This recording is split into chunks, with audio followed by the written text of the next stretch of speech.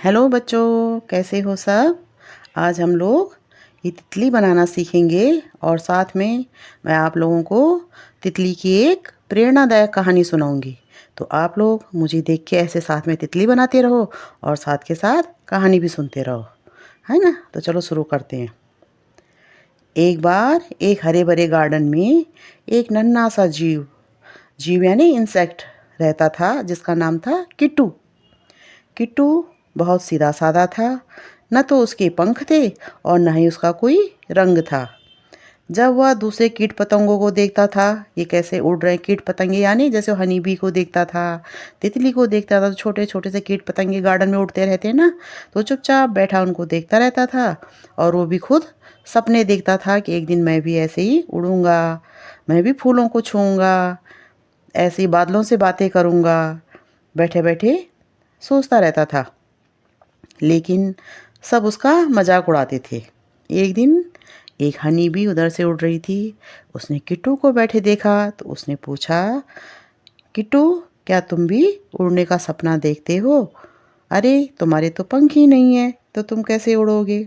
किट्टू चुपचाप रहा, उसने कुछ नहीं किया, क्योंकि उसको भरोसा था वक्त बदलता है। फिर एक दिन किट्टू ने सोचा कि ऐसे बैठ के सपने देखने से तो कुछ नहीं होगा, मुझे मेहनत करनी पड़ेगी। तो उसने क्या किया, अपने चारों तरफ एक रेशमी खोल बुनना शुरू कर दिया और वो कोया बन गया। उसको देखकर सब हैरान थे कि किट्टू ये क्या कर रहा है। किसी को कुछ नहीं पता था। किट्टू अब अपने सपने नहीं, अपनी ज़िंदगी में बदलाव ला रहा था। वो अब सपने नहीं देख रहा था, ज़िंदगी में बदलाव ला रहा था। कई दिन बीत गए, दिन क्या, हफ्ते बीत गए। फिर एक दिन क्या हुआ कि सुबह सुबह जो कोया था, बगीचे में सुबह सुबह जब सूरज की रोशनी आई तो जो कोया था वो हलचल करने लग गया। सारे उसको देखने लग गए। उस कोये के अंदर से एक सुंदर सी पिंक कलर की तितली निकली, जिस तितली के ऊपर ब्लैक कलर के, पिंक कलर के डॉट्स थे।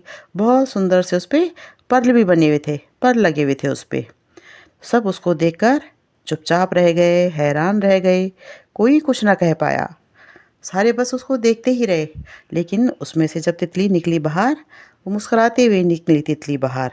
और तितली ने सबकी तरफ देखा। उसने कहा कि हर किसी का समय आता है।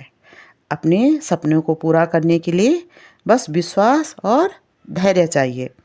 तो इसीलिए बच्चों, तितली से हम लोगों को भी सीख लेनी चाहिए।